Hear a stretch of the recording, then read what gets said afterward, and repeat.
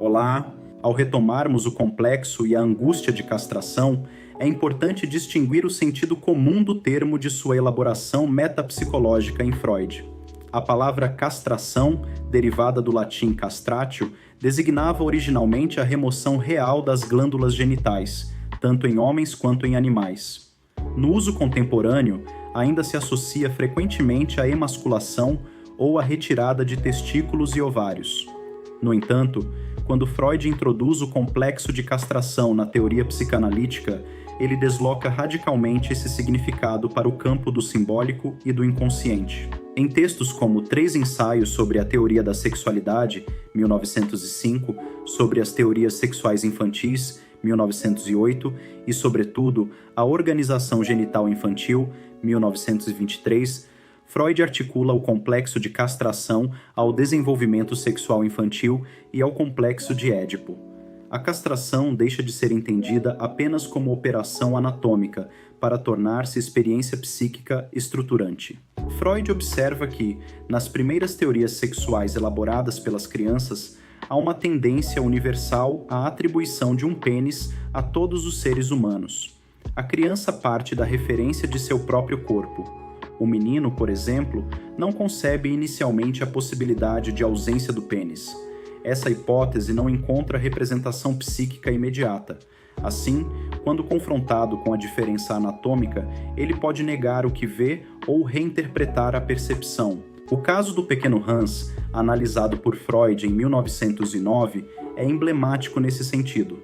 Ao observar a genitália da irmã mais nova, Hans não reconhece a ausência do pênis como falta. Ele supõe que o órgão ainda irá crescer. Trata-se do mecanismo que Freud mais tarde chamará de renegação. O que está em jogo não é ignorância biológica, mas resistência psíquica à aceitação da diferença. A partir de 1923, em A Organização Genital Infantil, Freud sistematiza essa elaboração ao afirmar que, na fase fálica, o desenvolvimento sexual se organiza sob o primado do falo. Isso significa que a diferença sexual é pensada em termos de presença ou ausência do pênis. Não há ainda uma representação psíquica plenamente estruturada do sexo feminino como tal. O que existe é a oposição entre ter e não ter. É nesse contexto que o complexo de castração se articula ao complexo de Édipo. No menino, a constatação da diferença anatômica desperta a angústia de castração. Se a menina não tem, é porque perdeu. E se ela perdeu, ele também pode perder.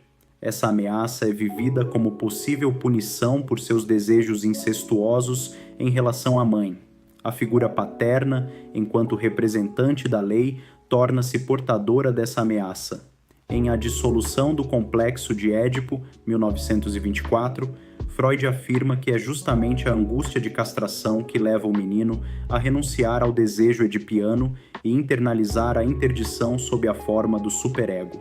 Na menina, a dinâmica é distinta. A ausência do pênis não é vivida como ameaça, mas como fato. Após um período de negação ou esperança, ela se confronta com a percepção da falta. Essa constatação pode desencadear o que Freud denominou inveja do pênis, expressão que deve ser compreendida não de modo literal, mas como reorganização narcísica. A menina desloca seu investimento libidinal e pode transformar o desejo de pênis na fantasia de ter um filho, como substituto simbólico. Importa sublinhar que, ao falar de falo nesse momento, Freud ainda se refere predominantemente ao órgão genital masculino. Contudo, a função do falo na teoria freudiana não se esgota na dimensão anatômica. Ele adquire valor simbólico enquanto significante de poder, completude e valorização narcísica. O pênis, investido libidinalmente, torna-se suporte da autoestima e do narcisismo infantil. Assim, a castração em psicanálise não é simples mutilação corporal, mas operador estrutural. Ela introduz a experiência da falta. A criança descobre que não é onipotente, que não pode tudo, que o desejo encontra limites. A angústia de castração é, nesse sentido, angústia diante da perda de um ideal de completude. Em Inibições, Sintomas e Angústia, 1926, Freud reformula sua teoria da angústia e afirma que o eu produz a angústia como sinal diante de uma situação de perigo. A castração torna-se o modelo privilegiado desse perigo. Ela é paradigma da perda que ameaça o eu e seu narcisismo.